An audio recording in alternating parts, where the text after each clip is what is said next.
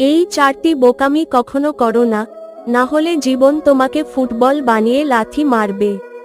প্রথমত, তোমার স্বপ্নের কথা কাউকে বলো না, কারণ লোকেরা তোমাকে উপহাস করবে এবং বলবে যে মেঘের গর্জন কখনো বৃষ্টি দেয় না। মনে রাখবেন, যে মাছের মুখ বন্ধ থাকে সেই মাছই একমাত্র শিকারীর থেকে রক্ষা পায়। 2. অন্যের সমস্যায় জড়িয়ে কখনো নিজের ক্ষতি করো না, কারণ এটাই পৃথিবীর রীতি। একজন ভালো বন্ধু সবসময় বিষাক্ত সাপে পরিণত হয়, কিন্তু যে সবসময় মানুষের খারাপ সময়ে লাথি মারে সে তাদের প্রতারক বন্ধু।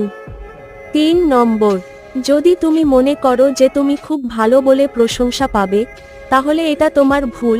বন্ধু, যদি তুমি ভালো হও তাহলে তোমাকে অনেক ব্যবহার করা হবে, এবং যদি তুমি মানুষের কল্যাণের কথা চিন্তা করো তাহলে তোমার উদাহরণ